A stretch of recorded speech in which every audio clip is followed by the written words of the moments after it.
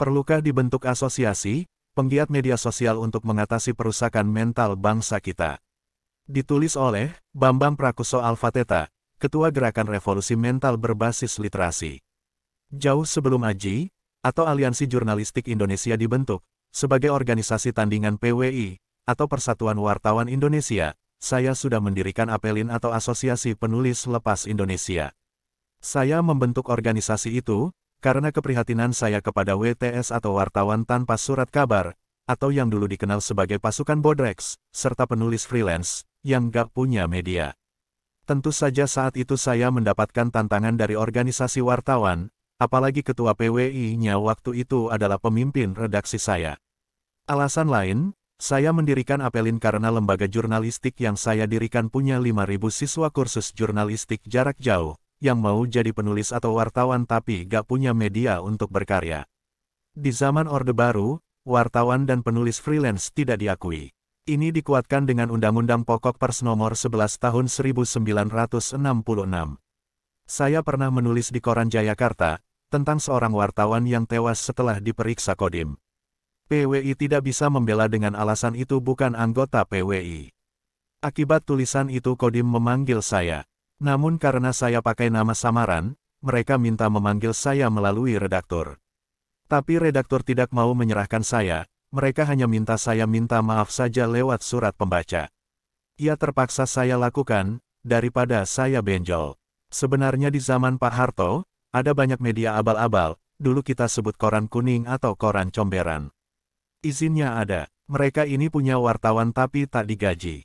Penulis freelance dikasih honor seadanya. Nah mereka inilah yang ngaku-ngaku sebagai wartawan tersebut. Pekerjaan mereka lipat atau liput, artinya kalau nggak mau diberitakan, ya bayar. Ketika saya jadi public relations di sebuah perusahaan, pekerjaan saya mengurusi wartawan beneran dan wartawan siluman begini. Dari dulu ujung-ujungnya duit. Nah sekarang zaman sudah berganti, Undang-Undang Nomor 11 Tahun 66 sudah diganti dengan Undang-Undang Nomor 40 Tahun 1999. Asosiasi atau persatuan wartawan tumbuh seperti cendawan di musim hujan. Tahun 2000-an saja ada 40-an organisasi wartawan. Berlomba dengan asosiasi buruh yang juga marak. Mereka cari anggota dengan berbagai cara, agar membernya banyak. Memperjuangkan yang normatif sampai tidak normatif, yang penting cari masa dulu.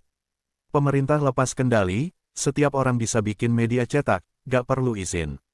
Setelah muncul media online dan media sosial, penulis freelance dan wartawan Bodrex makin tak terkendali. Setiap orang, kini bisa mengaku menjadi seorang wartawan, kalau perlu menunjukkan kartu persnya yang segede gaban, dari media online yang tidak pernah kita dengar. Dan sekarang, untuk menjadi wartawan, tidak perlu kursus wartawan. Jadi, jangankan menulis berita sesuai kaidah jurnalistik, menuliskan titik koma saja mereka tidak tahu. Karena redakturnya juga buta kode etik dan jurnalistik, maka berita yang kacau tadi, main tayang saja. Apalagi di Facebook yang nggak ada pemret atau redpelnya. Kini setiap orang, bukan saja bebas menyebarkan hoaks, tapi juga bebas mencaci maki, memfitnah, dan melontarkan ujaran kebencian. Celakanya lagi sampai sekarang, pemerintah kita tidak mampu meningkatkan minat baca bangsa kita, akibatnya banyak orang yang jadi penyebar berita hoaks dengan hanya membaca judulnya.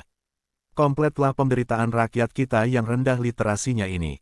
Mereka percaya hoaks, fitnah, berita bohong sebagai kebenaran. Apalagi konten kreator YouTube, berebut subscribe dengan menyebarkan berita fitnah, pemutarbalikan fakta, berita bohong. Bayangkan ketika follower mereka sudah jutaan. Dan bayangkan, bagaimana kerusakan mental bangsa kita terjadi, dan pemerintah diam saja. Kita boleh salut pada Pak Jokowi yang tidak merespon berita-berita negatif untuk dirinya, dengan alasan ini negara demokrasi.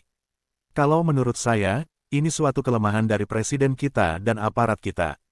Yang kasihan bukan Pak Jokowi, tapi masyarakat kita, tiap hari dicekoki dengan berita-berita yang merusak akhlak, moral, budi pekerti, dan mindset mereka.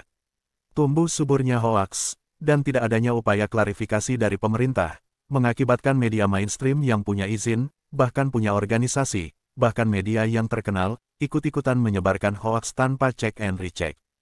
Rambu dan etika jurnalistik ditabrak. Kini banyak buzzer, bukan membela yang benar tapi yang bayar. Cukup beri nasi bungkus, maka wartawan bodreks dan non-bodreks dimanfaatkan oleh orang-orang yang punya tujuan politik tertentu untuk memecah belah bangsa atau menghancurkan moral bangsa kita melalui media massa dan media sosial. Inilah penyebab mengapa revolusi mental kita gagal total. Melalui opini ini, saya ingin mengingatkan pada Pak Jokowi akan penelitian Carl Jung tentang unconscious kolektif. Suatu peristiwa dapat terjadi berulang-ulang bukan karena kebetulan, tapi kitalah yang menciptakannya. Ketika diberitakan mutilasi, maka akan terjadi mutilasi berikutnya. Kemudian berhenti. Ketika diberitakan orang bunuh diri terjun dari mall, maka akan muncul berita yang sama berikutnya, kemudian berhenti. Ini disebut mirroring atau peniruan, tapi yang lebih dahsyat adalah ketika satu musibah, misalnya kecelakaan pesawat terbang, kapal laut, kereta api, dan lain-lain, maka akan terjadi kecelakaan yang sejenis dalam waktu berdekatan, setelah itu berhenti. Ini disebut unconscious kolektif. Dulu saya pernah mengirimkan 300 draft halaman, konsep pendidikan revolusi mental berbasis mind power kepada Pak Jokowi melalui Sekretariat Negara. Di sana saya dengan pengalaman sebagai wartawan dan motivator, sudah memprediksi kondisi semacam ini akan terjadi. Tentang bahaya mirroring dan unconscious kolektif. Sebenarnya kita bisa mencegah perusakan moral masyarakat dengan mengajarkan ilmu mind power sedini mungkin. Agar masyarakat bisa paham cara kerja, sifat, dan hukum pikiran. Masyarakat bisa membentengi diri dari berita-berita negatif yang menembus SAR atau sistem aktivasi retikular otak mereka. Karena jika berita hoaks, kebohongan, fitnah terus-menerus dibiarkan dan menembus bawah sadar manusia, bukan saja mirroring dan unconscious kolektif yang terjadi, tapi infrastruktur yang kita bangun dengan biaya triliunan, dan waktu bertahun-tahun, akan hancur dalam sekejap, karena program otak yang salah akibat info negatif yang terus-menerus tertanam di otak masyarakat. Masyarakat tidak lagi bisa membedakan antara benar dan salah, baik dan buruk, bahkan fakta dan khayalan. Tanpa sadar, informasi itu akan menciptakan pembunuh berdarah dingin, teroris, anarkis, pelecehan seksual, dan lain-lain. Kita cuma bisa terheran, mengapa orang baik bisa melakukan hal yang melanggar hukum dan ajaran agama. Mengingat pemerintah tidak mampu mengendalikan informasi negatif ini, yang membuat Indonesia dalam bahaya, saya cuma melemparkan gagasan, apakah kita perlu menginisiasi pembentukan Asosiasi Penggiat Media Sosial Indonesia. Tujuannya untuk memberikan pendidikan jurnalistik, tulis-menulis, hukum komunikasi, digital informasi, mind power, blog mental, dan lain-lain kepada anggotanya. Dengan demikian kita bisa mengurangi kerusakan moral masyarakat akibat informasi negatif. Jumlah penggiat media sosial di Facebook, YouTube, WhatsApp, Telegram, TikTok, Instagram, bukan cuma jutaan, tapi ratusan juta. Kita harus berlomba, jangan sampai mereka dimanfaatkan untuk menghancurkan negara ini, mereka sadari atau tidak. Silakan berkomentar terhadap ide asosiasi penggiat media sosial ini. Saya akan coba mempersatukan. Semoga pemerintah ikut merespon. Jangan diam saja.